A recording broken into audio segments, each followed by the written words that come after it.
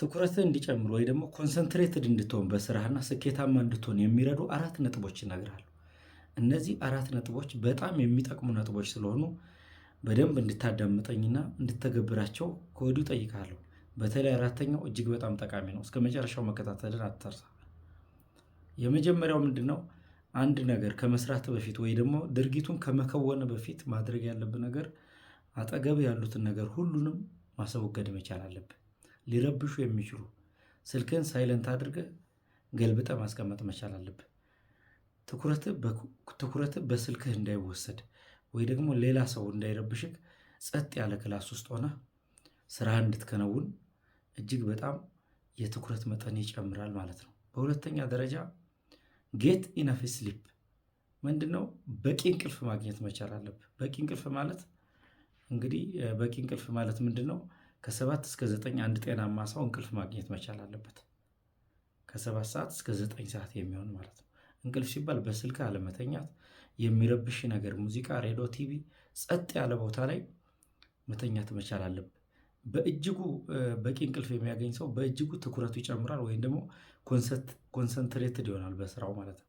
ለዛ ነው ብዙ ጊዜ አንዳንድ ሰዎች አብረህ ቁጭ ብለህ አብረህ ሰምተህ ወይ ትምህርት ቤት ውስጥ ወይ አንድ ቀበሌ ሄደህ ወይ አንድ መስሪያ ቤት ላይ ሄደህ የተነገረውን ነገር አያዳምጥም። ምን አለ አሁን ምንድን ነው ያለው መጨረሻ ላይ ይላል። ይሄ ምንድነው? የትኩረት ማጣት ነው ወይ ደግሞ ኮንሰንትሬት ሆኖ አለማዳመጥ ነው። ይሄ ደግሞ በብዙ ሰዎች ላይ ተጽዕኖ እየፈጠረ ስለሆነ ስልክ መነካካት፣ አንዳንድ መልእክቶች ሲተላለፉ ሌላ ነገሮች መስራት።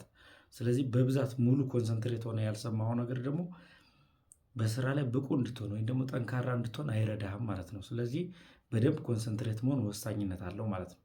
እሺ፣ በሶስተኛ ደረጃ ደግሞ ኤክሰርሳይዝ ማድረግ ነው። ኤክሰርሳይዝ ማድረግ ሳይክል መንዳት፣ ወክ ማድረግ፣ ስፖርት መስራት፣ የተለያዩ የስፖርት እንቅስቃሴዎችን ማድረግ ኮንሰንትሬሽን ወይንም ደግሞ ትኩረት ላይ በጣም እንዲጨምር ደግሞ ማይንዳችን ፍሬሽ እንዲሆን ስለሚያደርግ እጅግ በጣም ወሳኝ ነው ማለት ነው። ስለዚህ አብዛኛው ሰው በተቻለ መጠን ስፖርት መስራት፣ ጤናውን መጠበቅና እንዲሁም ደግሞ ትኩረቱን ኮንሰንትሬቱን በደንብ ማምጣት መቻል አለበት ማለት ነው። በመጨረሻ ዌል ዳይት ይሉታል። ምንድነው ዌል ዳይት? በቂ የተመጣጠነ ምግብ። እንግዲህ በቂ የተመጣጠነ ምግብ ሲባል እንግዲህ እንደ ሁኔታው እንደ ኑሮ ሁኔታው ይወሰናል። በእኛ ሀገር ሲወሰድ ማለት ነው። ያለውን ምግብ ግን በጥራትና ጤንነቱን የጠበቀ በጽዳት ወይም አንድ ሰው አትክልት ሲበላ ወይ ደግሞ ጎመን ሲበላ ወይ ደግሞ ቅጠላ ቅጠሎች የሚባሉ ወይ ፍራፍሬዎች ወይ ደግሞ ምግቦችን ሲበላ በተቻለ መጠን በጥንቃቄ ዳይትድ የሆነ ወይ ደግሞ ባላንስድ የሆነ ምግብ ማለት ነው። ፋት ያልበዛበት የተለያዩ ቫይታሚን ያላቸው ምግቦችን በተቻለ መጠን እየቀያየሩ መብላት እንደ ኢኮኖሚ ይሆናል። ነገር ግን ያው ሁልጊዜም ስጋ መብላት ጉዳት አለው። ሁልጊዜም ደግሞ አንድ አይነት ምግብ ብቻ መብላት ተመሳሳይ የሆነ ቫይታሚን እንድታገኝ ስለሚያደርግ እሱም ራሱ በጣም እንትን አለው ማለት ነው። ስለዚህ የተለያየ በተለይ አትክልት በጣም ይመከራል።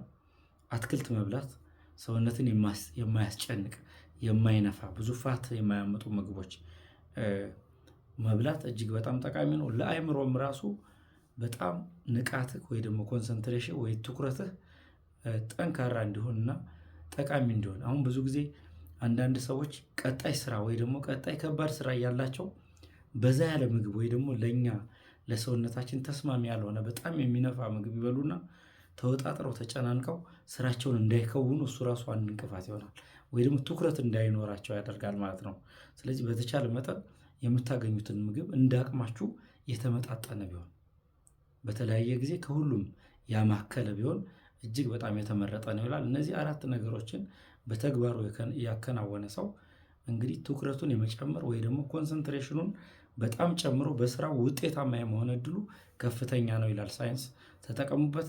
አመሰግናለሁ። ቀጣይ በሌላ ቪዲዮ እንድመጣ ላይክ፣ ሼር፣ ሰብስክራይብ በማድረግ አበረታቱኝ። መልካም ጊዜ ይሆንላችሁ።